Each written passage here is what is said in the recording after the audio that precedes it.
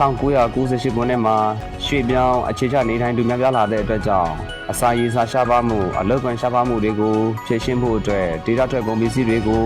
အခြားဒေတာတွေစီတင်ပို့ရောင်းချခဲ့ကြပြီးမိမိတို့ရဲ့အခက်အခဲအကျက်အသေးတွေကိုကြံ့ကြံ့ခံပြီးပြသန်းခဲ့ကြရပါတယ်1996ခုနှစ်မှ1998ခုနှစ်အထိနှစ်တာကာလအတွင်းမှာ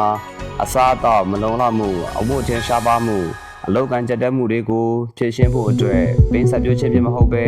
အခြားတမန်အာဇီဝကြတဲ့စီးပွားရေးလုပ်ငန်းတွေနဲ့ဖြည့်ရှင်းနိုင်ကြောင်းကိုထိုးထွင်းသိမြင်နိုင်ခဲ့ကြပါတယ်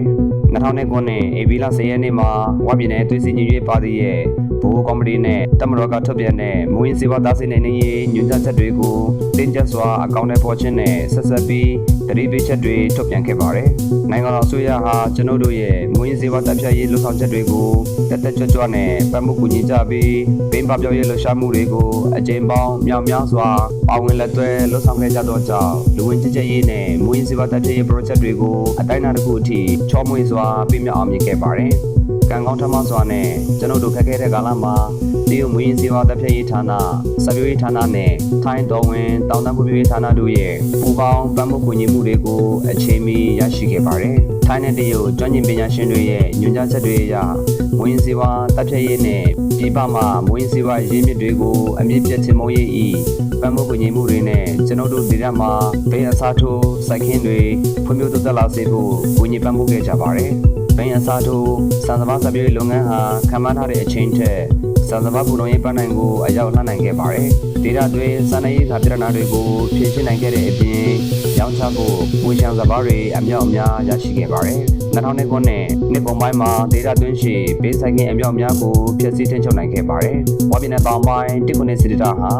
အရေးကြီးသောမွေးစေဝါတပ်ဖြတ်လုပ်ငန်းတွေကိုစုချင်းငွေတစ်စုံတစ်ရာမရရှိပဲဆောင်ရွက်လျက်ရှိပါတယ်။ကျွန်ုပ်တို့ဟာကျွန်ုပ်တို့ရဲ့အကြီးမားဆုံးသောယူသားမှုတွေကိုနိုင်ငံတကာလူ့အဖွဲ့အစည်းအားပြသခဲ့ပါတယ်။ United Nations ရဲ့အချက်လက်တွေအရ2003ခုနှစ်မှ2004ခုနှစ်အတွင်းဘင်းဆိုင်ကင်းဧရိယာကို23ရာခိုင်နှုန်းအထိထပ်မံလျှော့ချနိုင်ခဲ့ပြီး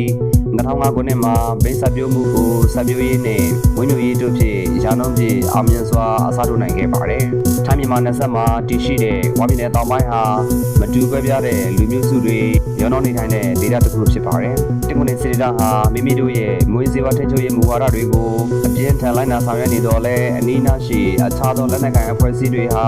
ကျွန်ုပ်တို့ရဲ့ကာကွယ်ရေးဇုံတလျှောက်မွေးစေဝါတွေ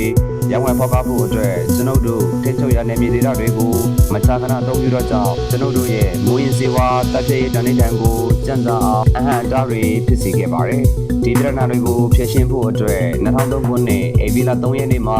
Operation Cheetah 1အမည်နဲ့စစ်စင်ရေးကိုစတင်ခဲ့ပြီးမွန်းချတဲ့နေ့တစ်ဝိုင်းတောင်တန်းဒေသများရှိမွေးစေဝါစေယုံတွေကိုဖျက်ဆီးခဲ့ပါတယ်။1993ခုနှစ်မှာ16ရက်17လပိုင်း2019ခုနှစ်အထိဘိန်းခင်းဧကပေါင်း16000လောက်ကိုဖျက်ဆီးနိုင်ခဲ့ပါတယ်။1993ခုနှစ်မှာ20ရက်9လပိုင်း2025ခုနှစ်အထိစစ်ကြောစေးပြား65တန်း394,424ပြားဘိန်းဖြူ290ကီလိုဂရမ်ဘိန်းမဲ1934ကီလိုဂရမ်စစ်ကြောစေး59.19ကီလိုဂရမ်ခဲ63ကီလိုဂရမ်ပဖိန်450ကီလိုဂရမ်စစ်ကြောစေးပြား17စီးနဲ့အခြားမွေးစေဝါထုတ်လုပ်ရောင်းဝယ်ဖောက်ကားခြင်းဆိုင်ရာပစ္စည်းကိရိယာတွေကိုဖျက်ဆီးသိမ်းဆည်းနိုင်ခဲ့ပါတယ်။မိမိတို့ဖမ်းဆီးသိမ်းဆည်းထားတဲ့မွေးစေဝါတွေကိုလူသိရှင်ကြားဖျက်ဆီးရဲ့ခန္ဓာကို6ကျင်ခွဲပြီးကျင်းပနိုင်ခဲ့ပါတယ်။အဲ့ဒီခန္ဓာတွေမှာစစ်ကြောစေးပြား73တန်း3,69,983ပြားဘိန်းဖြူ264.29ကီလိုဂရမ်နဲ့လေးပလင်းစစ်ကြောစေး29.1ကီလိုဂရမ်ဘိန်းမဲ969.49ကီလိုဂရမ်ခဲ2ကီလိုဂရမ်ကဖိန်း50ကီလိုဂရမ်တို့ကိုမြေရှို့ဖျက်ဆီးနိုင်ခဲ့ပါတယ်